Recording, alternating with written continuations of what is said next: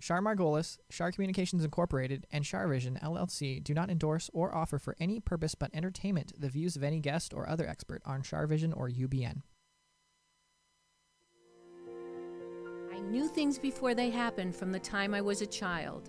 At the age of 8, I saw a spirit at the foot of my bed and didn't know what it was. And in my 20s, I finally realized I had a special ability that could help others. I have learned that love never dies. There is a spirit world that can communicate with us, and we all have the gift of intuition. Join me, and together we will explore the possibilities of the unknown from beyond and more. This is CharVision. Hey everybody, it's Char and Sunny. It's Sunny and Char. I got you, babe.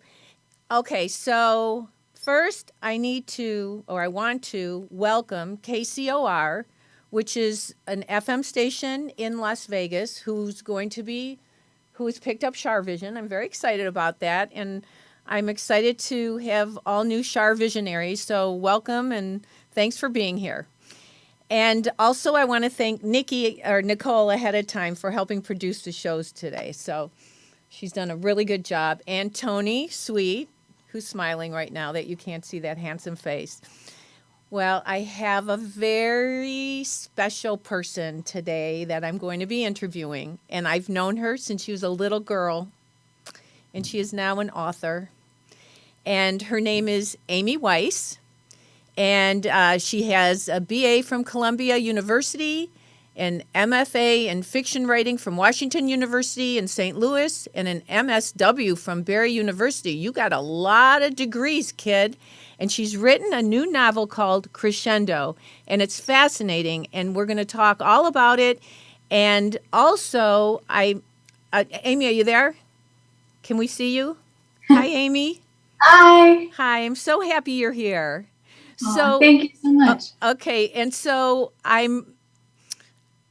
want everybody to know that have you done many interviews for Crescendo yet? A couple. A couple? Okay. Well, I'm very excited because I've known Amy's parents for years. And Amy, how old were you when I met you? When you were 16? I feel like 14. You were 14. You were just a little girl. So sweet. And still are. And I'm friends with her parents. And she has the most amazing parents. It's Carol and Brian Weiss, Dr. Brian Weiss, who wrote Many Lives, Many Masters, who's like the head person who, I don't know, he's the foremost expert in past life regression, who also taught my sister Alicia, Dr. Tisdale, to do past life regression. And Alicia says hi to you, Amy. Oh, hi, Alicia. Love you. And anyway, so, your family was always so great. When my mom was alive, you guys picked her up from the airport and when she would visit Florida, and all of you have a very warm place in my heart. But we're going to talk about Crescendo right now because, was it hard to write? It was a challenge, but a fun challenge. So I enjoyed the writing process a lot. Do you feel like it came through you, like creatively came through you? Well, I've had experiences writing in the past where I felt like I was downloading and kind of in a trance, and I didn't know, what I had written, and I didn't go to the bathroom or eat food. This wasn't like that. It felt like every word was hard won. It was kind of a struggle. But at the end, when I was reading it, I would say, oh, this clearly came from something far wiser and greater than I am. So the answer is yes. Okay, so the universal consciousness, you tapped into it and you were in that zone. Yes. I'm sure you were. So tell us what Crescendo is about. It's a spiritual parable, so it's a novel, it's fictional, and it's about a woman who loses her loved ones in a tragic accident. And she feels like her life is ending, but really it's just beginning. And the loss propels her on this mystical adventure in which she's learning all about herself and the nature of her soul and of the universe and her place within the universe. And she's learning about all these metaphysical concepts that intrigue me, spiritual concepts. Well, is she looking for answers because she did lose all these people? Yes, and she's wondering, and you know the answer to this question as well as anyone, how do we go on after the loss of our loved ones? How do we make life worth living? How do we go on after the loss of our loved ones? Well, part of it, which you know and you find in your work the same answer, is knowing that we never really do lose our loved ones. We find them time and time again in other lifetimes, even in this lifetime. They're never really gone. They're right here. It's just we can't always perceive them so easily. But she learns that no matter any life she's lived, the past, the future, parallel lives, her loved ones are always right there with her. So that helps her go on. And what are some of the subjects that you explore in the book?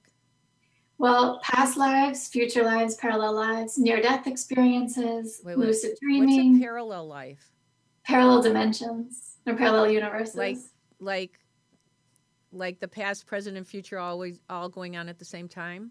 Exactly. Like quantum physics? Yes, exactly. Okay, past lives, future lives, and what else in parallel lives? There's near-death experience, lucid dreaming, astral travel, animal souls. I know you love your animal soul very much. I do. By the way, you guys still don't have Lulu the bird, do you? Lolita. But no, she's still alive, but she is with another family. She is still now. alive. I'm going to tell you something. She bit through my finger. I thought I needed stitches. I mean, I heard it crack like it went straight to the bone. But anyway. Oh, that's terrible. Anyway, I'm glad she's still alive. Yeah.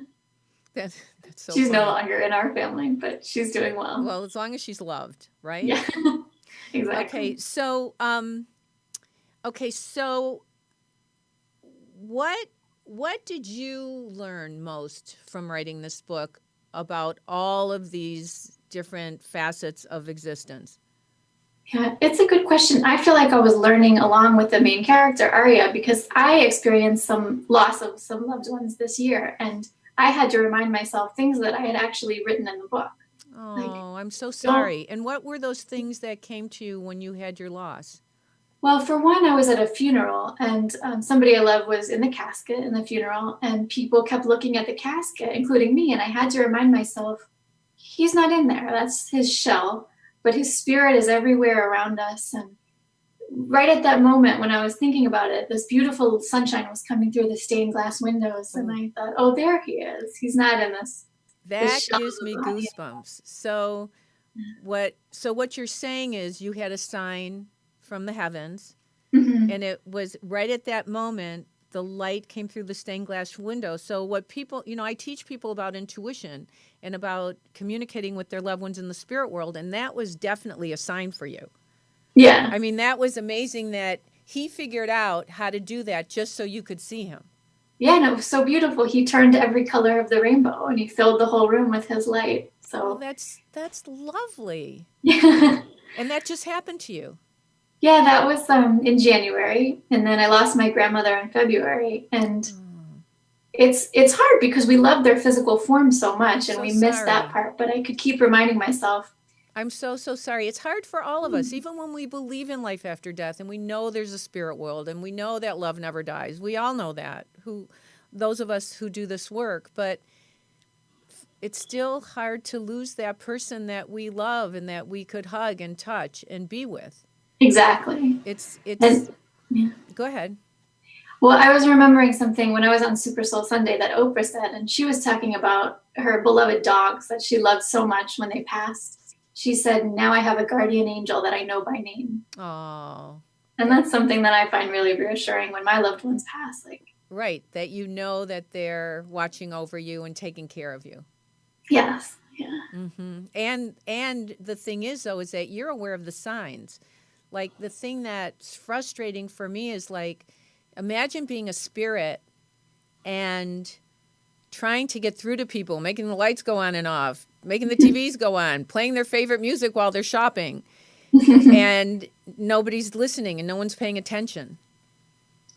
No, you help people notice and pay attention. You're teaching them what the signs are. Right, but imagine being the spirit and not being able to be acknowledged. Look at whoever that man was that passed away. You did him such a great, a good thing by allowing him, and a healing thing for him, that he was able to get through to you.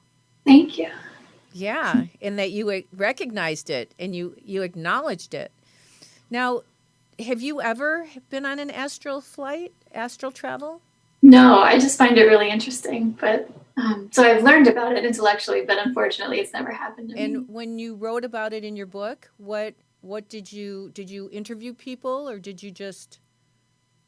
No, I just did a little research, and there's a technique that I use called a body scan when I'm doing meditation. And John Kabat-Zinn has a really nice one. Mm-hmm. And sometimes I find that by the end of it, in a body scan, you're just focusing piece by piece on every part of your body and letting them go. And I feel myself compacting is the only way I can describe it. Right. It's my cat. But my body gets... Hi, kitty. Your dog is looking. My body gets smaller and smaller until I lose it completely and I'm just spirit or soul. And so I had the main character. I know that's a way that you can start astral projecting, so I had her do that. And did she have the silver thread? She didn't have the silver thread. What is that? That connects our ethereal body to our spirit body? No, that's beautiful. Well, it's also essential. Oh, I'll put it in the next book. Because we don't want that severed, because it's, we don't want to end up, gone away from our physical body. So that's what keeps us connected. Yeah, it's what keeps us connected. But that's fascinating that you wrote about it. And when were you regressed before you wrote this book? Did you do a regression, like you yourself? No, I've done regressions in the past, but not right before writing the book. But did you see yourself writing a book? No, it was a surprise. It was a surprise. Yeah. But you were progressed to the future, right? No, I've never done that. Oh, you haven't done that? Not personally. I've never done it to myself, but I've done it with clients. With clients? Like you, yeah. Wait. So do you do past life regression? Not anymore, but I did. It was about 8 years ago now, 7 years ago, and then I stopped doing it to write full time. Because that's your love. Yeah. Is right. And I feel like I can reach a lot of people that way. Yeah, of course. So you have a kitty. I have Sonny. He's right here. Your kitty is? Yeah. They get the energy. They like the energy of what we're doing. You know that, right? He's standing right here. Oh, wait, he's right there. Let's see his face. Yeah, Schnitzel. Schnitzel? Hey, Schnitzel? Let's see. We can't see his face. Schnitz, put his face in the camera. Okay. Oh, hi, Schnitzel. Oh, my God. That's a Persian? A Siamese. I mean, a Siamese, sorry. That's a Siamese. He's beautiful. Does he have blue eyes? I couldn't see. Blue What's eyes? that? Blue eyes? Blue eyes, yes. I used to have blue eyes, but one blew that way and one blew that way. Okay, bad joke. All right. Okay, so what do animals... Well, I'm asking you. I have an answer to myself, but do animals have souls, and what do you think happens to animals when they pass? Yeah, I absolutely think animals have souls, and any pet owner knows this. And when they pass, I think they're waiting for us on the other side. They're often there to greet us when we pass. Right. And I think they reincarnate just like humans. So not only can we have multiple lifetimes, like we'll find our pet again in another lifetime, but they can even come back to us in our same lifetime because their lifespans are shorter. Oh, so they can come back. Okay, never thought about that. Mm-hmm. They can come back to us in this lifetime. Yeah. So they might be a different breed or species, but they're the same soul.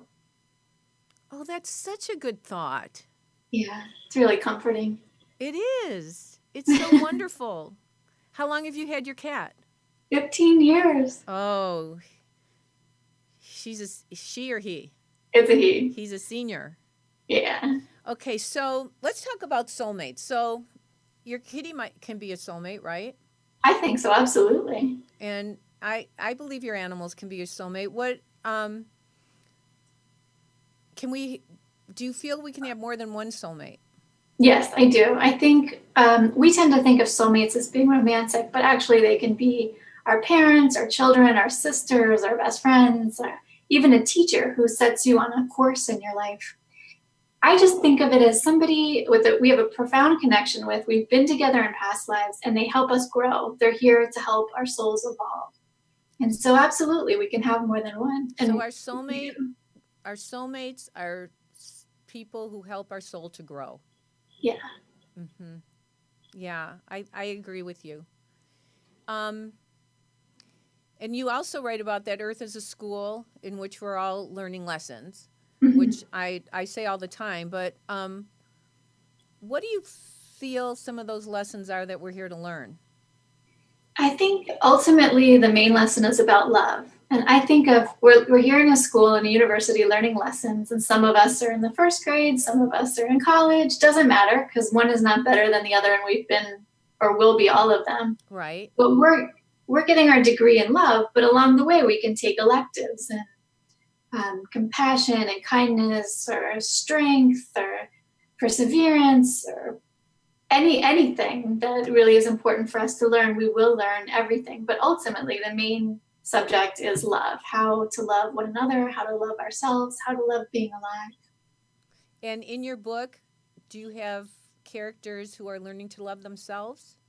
Yes, I think the main character, Arya, really struggles with that. She has a lot of guilt about something she did, and so she feels like she's deserving of punishment or she can't love herself. And so that's kind of a struggle I think most of us face. How do we love ourselves?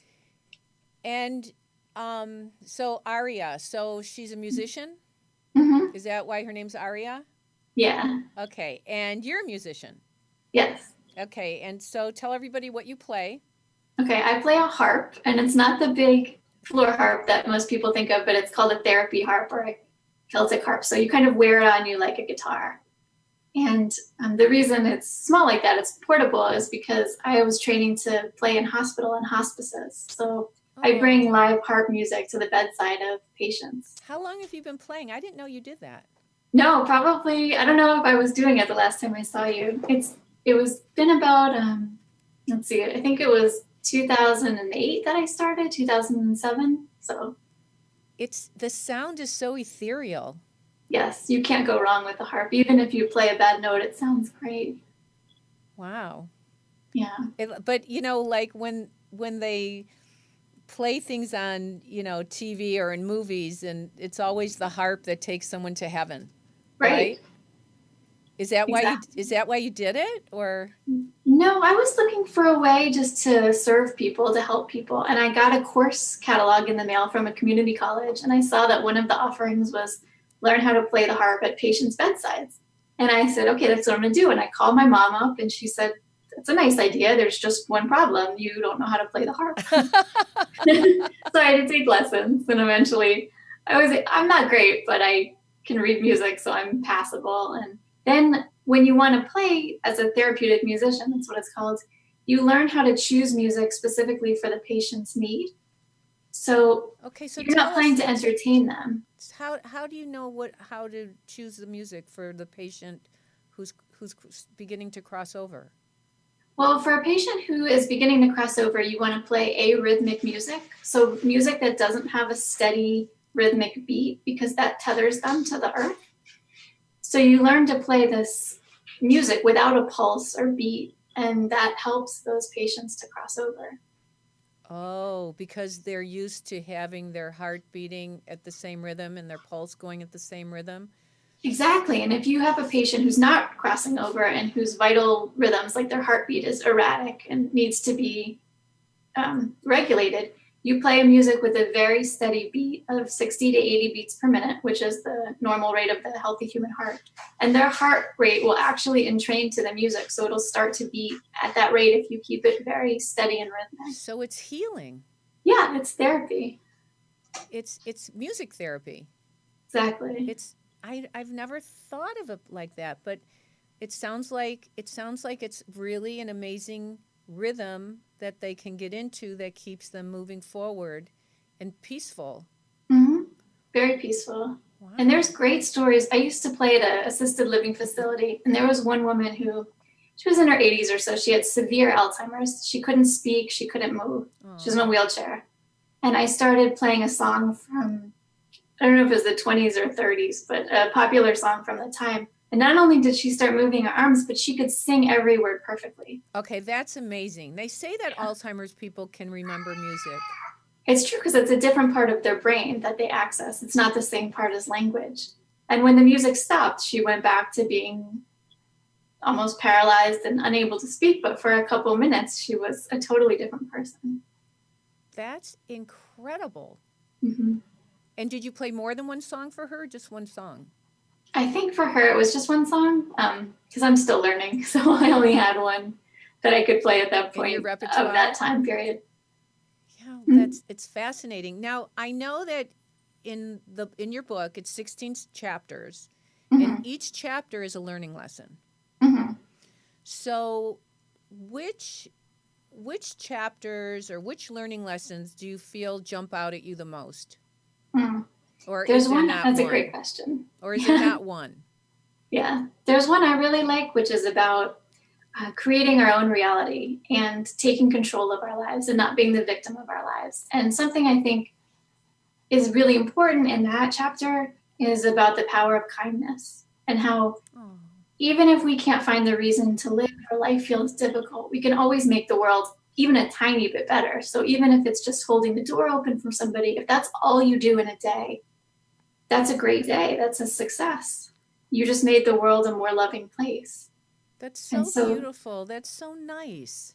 Yeah, but I think that's really important. Like our culture tends to measure success in money or fame. And I think of it, no, it's about being a kind person. And so we can all be incredibly successful in that definition. And you're raising the vibration of the planet with love. A lot of people are alone in the world. Some people don't have anybody. And I think, like, I've noticed, like, if I'm at the grocery store and the cashier says to somebody, "How are you?" and starts talking to them, I see them light up. You can see the difference in the energy. See the difference, especially the very elderly that are still, getting around. And so that's a great lesson you're teaching us. I think it's why we're all here, to love one another, to be kind to each other and compassionate. And that's how we raise our vibration. And that's how our souls grow, I think. And tell us another chapter, another focus that you have in one of your chapters. Okay. I just want to be careful not to give anything away. But we won't. Yeah, there's a chapter I like called Lullaby. And it deals with near-death experiences and how we perceive death. And I'm sure you know even more about this than I do. Your cat knows more than both of us. Yeah. But somebody in the book experiences what death is like, and it turns out to be like a lullaby. It's very soothing and warm and beautiful and peaceful and nothing to be afraid of. Well, it's interesting because it is so hard for us, but those of us on the earth that go to a good neighborhood over there, it's euphoric. Yeah, and a lot of people don't realize that. I think they're afraid of it or don't know what it's like, and they don't want to come back. Right, exactly. People who've had near-death experiences often don't want to come back because it's so blissful. Right. But when they do come back, they know what their lessons are to learn, as you're talking about learning lessons. Right, and often the ones who do come back teach the others because they've seen what it's like, and it's nothing to be afraid of. So what does Aria do in the book? What is her music expertise? She's a harpist. Oh, she is a harpist. Yeah. I see. Like you were saying, the instrument is so ethereal and beautiful, and there's a very special place in my heart for the harp. Wow. So do you feel like you played the harp in a past life? No, I think I would be a lot better in this life if I did that. Well, unfortunately, I don't think I did. I mean, not many people choose to play a harp. Yeah. It's not a hard instrument, but I'm not a natural musician. A lot of people are. So. But can you read notes? Yeah, that was from this life, though. My mother made me take piano lessons when I was 8, and I learned how to read music. So I'm very grateful for that. That's very cool. So have you been regressed to other lifetimes? Yes, yeah. Do you remember some of your lifetimes?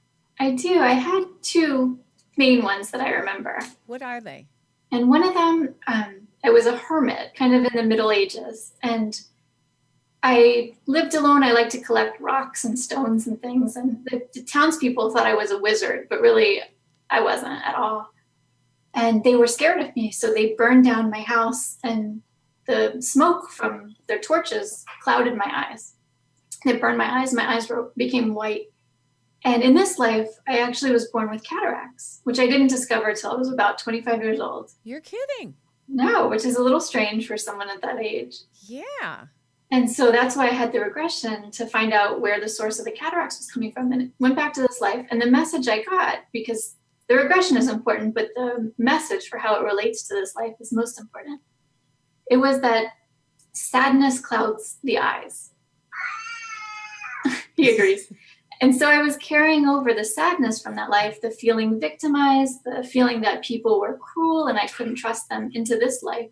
And it was not only literally clouding my eyes, because that's what a cataract is, but metaphorically clouding them, because I wasn't seeing the world clearly. I was still carrying this man's experience. Have you ever had a fear of being blind or not being able to see? I mean, I don't know if it's a phobia, but it definitely seems like something that would be horrible. Horrible, right? Yeah. Maybe everybody thinks that, though. Right. You know, probably everybody has that fear once in their lives somehow. Right. Because it's such an important sight. And what was the other regression? One of them, I was a Japanese man about 200 years ago, and I had children and grandchildren, and I was just so happy with the life. I didn't see what I did for a living. I just saw my family and how much I loved being alive. And that was it. That was a whole regression. Have you ever been to Japan? No, not yet. Do you want to go? I do.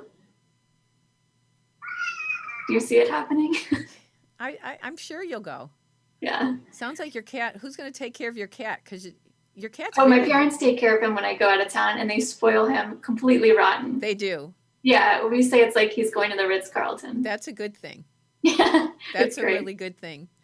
So in the past life, I was very happy. And in this life, I don't know if we've ever talked about it, but I struggle a little bit with depression. You do? And I do, yeah. And the message I was getting, because I was asking my guides, if I was so happy and I mastered happiness 200 years ago, why don't I know it in this life? And the message I got was, you know how to be happy. And in this life, you took on a little handicap, which is depression, because you're learning really at a deep level how to be happy. And if you can find your way through happiness through depression, then you've really learned the lesson at a more advanced level. Do you work at protection? Do you protect yourself? Like energetically? I do a little bit, but I'm not that great about it. About remembering to do it. I feel like we should talk soon. Okay. If you want to. Mm-hmm. But because it's absorbing people's energies. Especially when we're dealing with the spirit world and we're dealing, we're made up of energy and everything around us is energy. And the thing is that there's always positive and negative energy. The world runs like a battery. There's always going to be a positive and negative charge. So I'm very, very adamant about protection and putting ourselves in a white light. Mm-hmm. And all the viewers at home, all the Char visionaries, we know how to do this. We put ourselves in a bright, bright light, and we swirl those lights around faster and faster and faster and faster. And anything dark or negative that we feel coming, we demand it to go away. Mm. And we say anything that is in, near, around, or about me that is not of light, go back to where you came from, and really mean it. Okay. Because we're all vulnerable to energy and to spirits, and we only want to have the most powerful energy around us. But I mean, if you want, there's more you can do as well. You can put yourself inside an egg, and the shell of the egg is a mirror, and anything that's coming, and you close up the egg, and you're inside, and you're all bright and white, and then on the outside of the egg is a mirror, so anything dark or negative is going to bounce back to where it came from. Oh, I'll try that. Thank you. It really, really works. I do it every single morning, and also I put loved ones in their own egg. Oh, that's nice. Yeah, I put Sunny in an egg. I put loved ones all in, and I do that because I feel it's really important. But you got to help. We need to help ourselves first, because like when you go in an airplane, what do they say? They say put your mask on before you put on someone else's. The oxygen mask. Mm-hmm. But you seem to me like you're doing really well, and I'm so proud of you that you've written this book, and it's really a great book. And I don't want to give it away to people, but I've read it, and it's really, really super. Oh, thank you. And how can people get this book?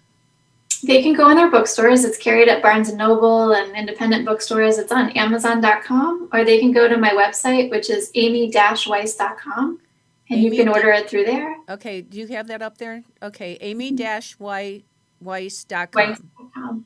right? Mm-hmm. Okay, that's so exciting. And where will you be? Anywhere where people can see you? Let's see. Today is June 2nd. Is today the 2nd? Yeah, June 2nd, 2017. Where will you be? Will you be doing any signings or speaking or?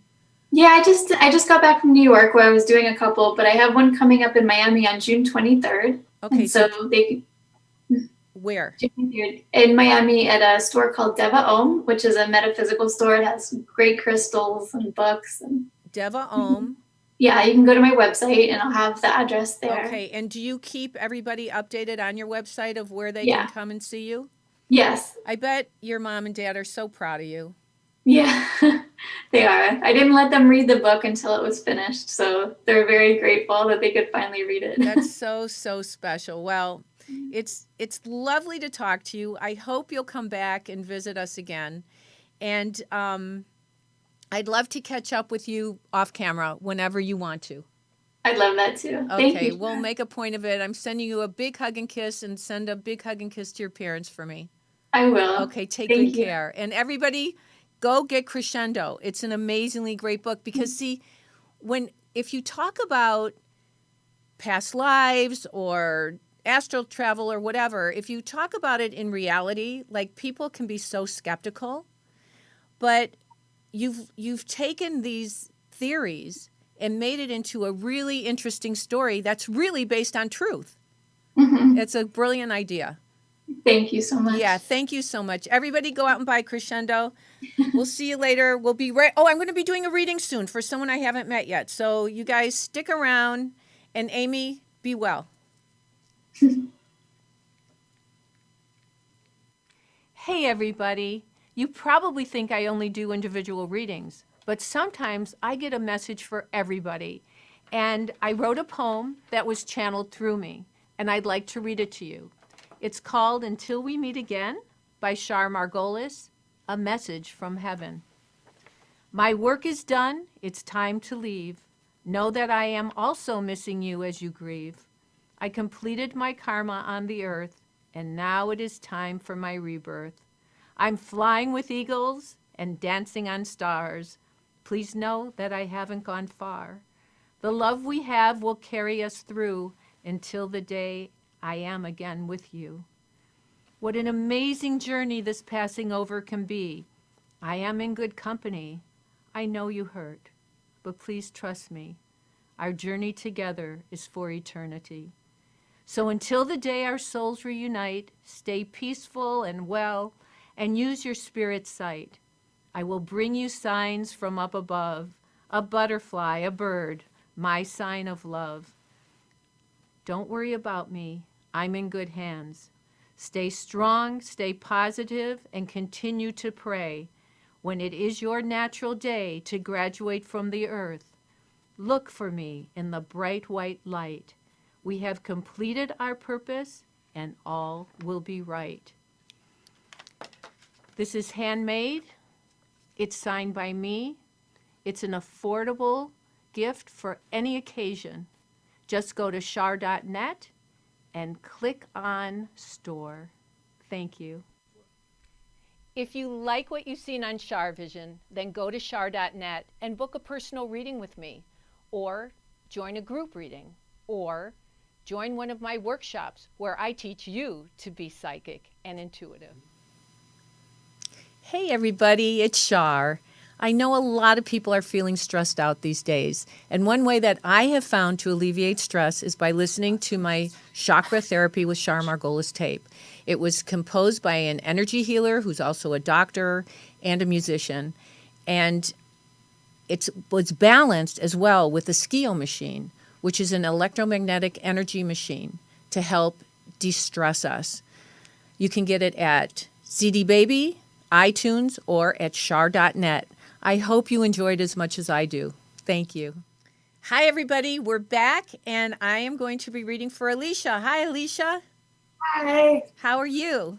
Good. How are you? I'm good, thank you. Can you put that up just a little more, Tony? Thank you. Okay, so thank you for trusting me. Oh, no problem. And have you ever had a reading before? No. Okay. Okay, so full disclosure, so everybody knows, Alicia, I'm in LA with Tony at UBN Studios, at Sunset Gower Studios, and Alicia is in Michigan in my office. So somebody cleaned the office up, mighty spick and span. Nicole, worked very hard in there. Beautiful in here. Anyway, I've never met Alicia before, and she was kind enough to offer to have a reading today. So just be open-minded, please, about everybody living and deceased. Okay. And if more than one person share the same name or initial, if you could let me know this, your messages will go more smoothly. And it's not logical because two people could share the same name or initial. One of those people might be living, one might be deceased, one might be a middle name of someone living may have the same name as someone deceased. So just kind of try to be open about everybody, and we'll figure it out. I always say my prayer protection before I do this. Not that this is a religion, but as in everyday life, there are good and bad people, there are good and bad spirits, and I don't take any chances. So, do you mind if I say a prayer? No, go ahead. Okay, we ask the universal consciousness and God that holds the highest spiritual power of knowledge, wisdom, and truth to guide and protect us as we communicate with our guides and angels in the spirit world and tap into the wisdom of the universe. We respect this opportunity and take full responsibility to use this not for ego or controlling others, but with the pure intention of spreading love and healing life on this earth and beyond. Okay, I'm getting a couple things. Do you have somebody that's an R or B initial close to you? Last name Is an R. Yes. Okay. Oh, I have an uncle. Pardon? I have an uncle. His name starts with an R. Is he spelled R-O or Yeah. R-I? R-O. Like Robert or Ron? Robert. Okay. But he's living, right? No, he's deceased. Oh, he's deceased. Okay. Yeah. Is he do you also have an R-O deceased last name person? Yes. Is this your mom or your dad? He's my guardian. Your guardian? Yeah, I was adopted. Oh, he was okay, but was it like a dad or Like my dad, yes. he was like your dad and he was the R-O last name person? Yes. Okay, I have a feeling he's around here. I don't know his name yet. But and also is there a John or Joseph or J or G person? My Uncle John. Your Uncle John. And is he deceased as well? He is. Okay.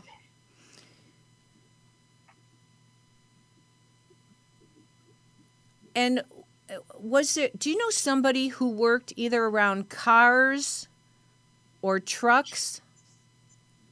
My Uncle John worked for Ford. For Ford. So he worked around cars and trucks. Yes. Okay, and he is deceased, right? Correct. So who then is Mary or Marie or Margaret or an M-A-R person? Or M-A? It could be a middle name. I think my grandma's name was Marie. Marie, and was that connected to the R-O last name? Yes. And also, is there an M? Another M? Another? There is another M. Is there a male? No. Okay, but there's another M female? Yes. Is that spelled M-I or M-A? Or just starts with an M? It just starts with an M. Is there an L in that name or an N? There is both an L and an N. Is it like Melanie or? Yep. Who is that? Your sister?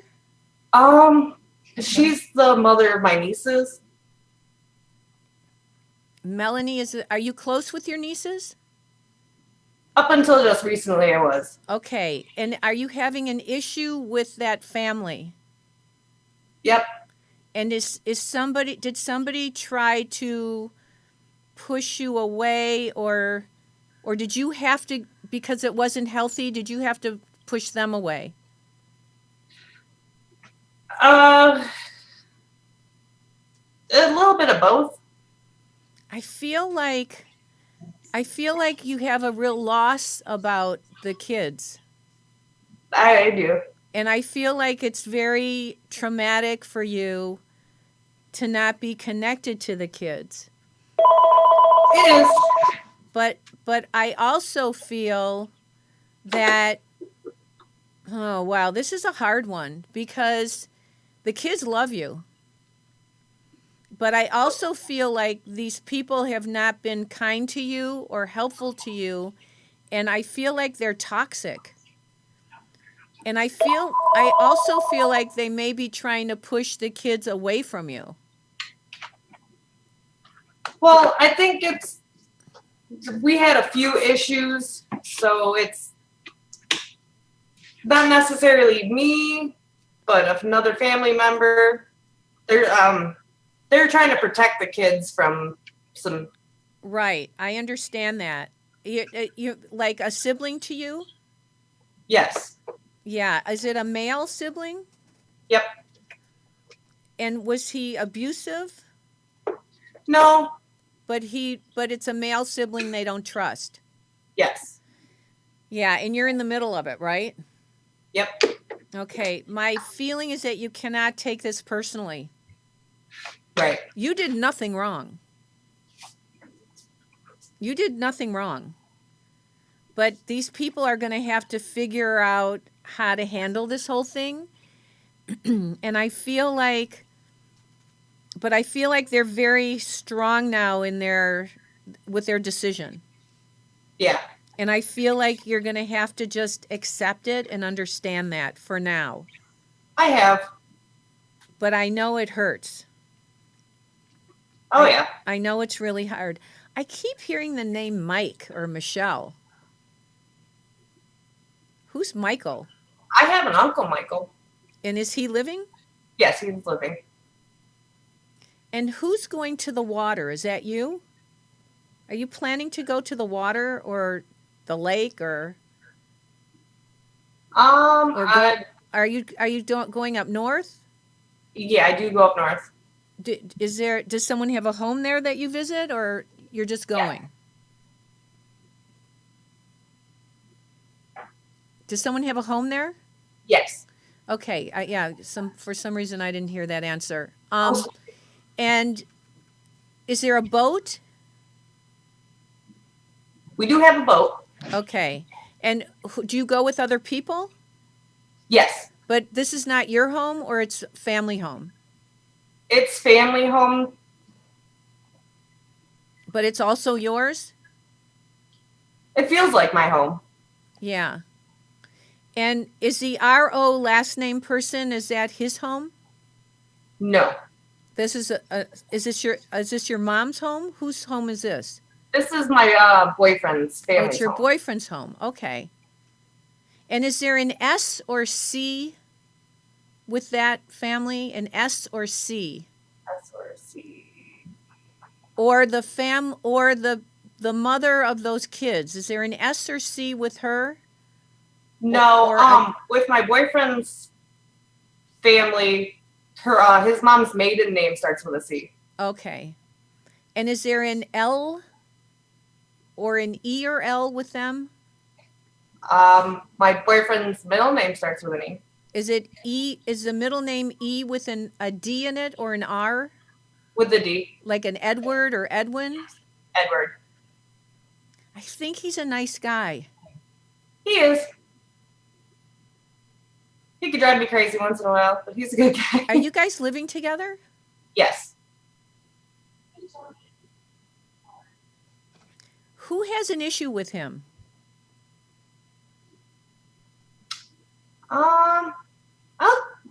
My best friend thinks he's a hermit. Your best friend thinks he's a hermit. Yeah. But he's an honest guy, isn't he? Yes, And he loves you. he does. Are you guys talking about either living together or getting married? I harass him about getting married. So you want to be married, but he hasn't been brave enough to ask you yet. Right. Does his mom want you guys to get married? Eventually. I feel like there's a communication thing you guys are going to need to get over, like a hump. I feel like you love each other, and look, at every relationship takes work. Everything's give and take. There's always a sacrifice with relationships, but I feel like there's something you need to get over, and then because I feel like, and once you get over that, it's like there's more of a commitment. Right. Are you living together? Yes, we are living together. Yeah, because it's like being married. Right.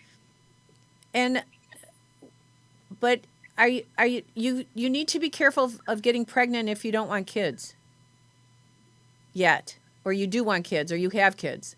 I do not want kids. Then you need to be careful of getting pregnant if you don't want kids. And then also, did you just have a change about your job, or did he? I just had a change with my job.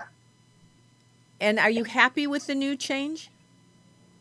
For the most part. You don't love it, though.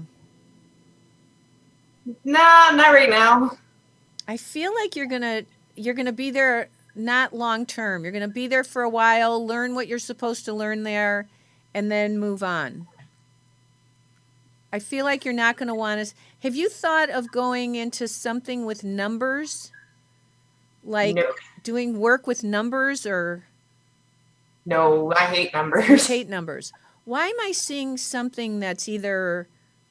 Are you guys thinking of doing something like getting a house or a loan, like Quicken Loans, or real estate, or something with numbers? I have student loans. You have student loans that you have to pay off, you mean? Yes. So that's why you have to keep the job for now, right? Yep. Well, that's the reason I have student loans. Right. My school and work are one thing. Right. I get that. So do you know your real parents? Yes. And are one of them deceased? No. They're both living? Yes. Okay, but did you know the real names of your parents and grandparents? Yeah, well, the person who adopted me was actually my grandfather.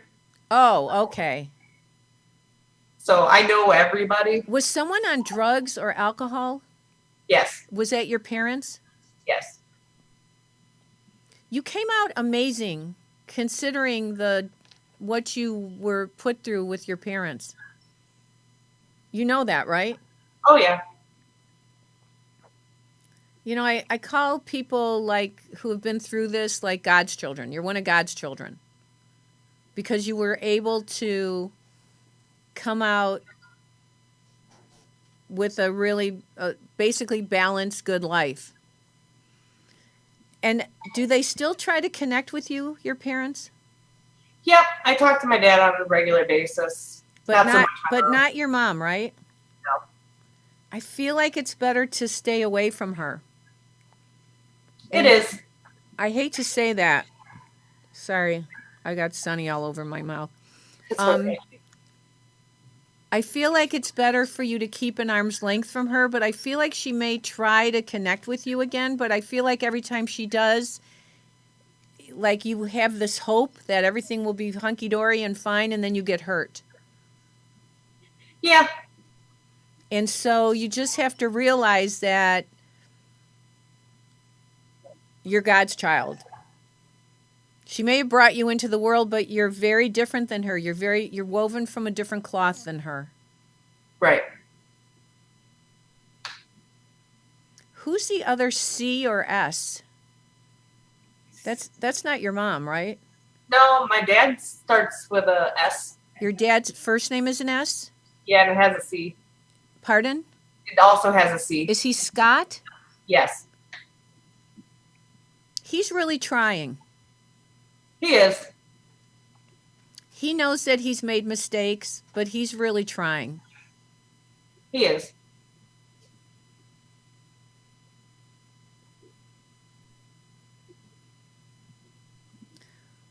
I'm seeing books around you. Are you going back to school? Yes. Are you getting a master's? Associates. Associates. Okay. Yeah, because I see books around you, and I feel like when you're done with the school, you'll do something different with career. Probably. Yeah, or change from the place that you're working at now. Yeah. So, and one more thing, is there a J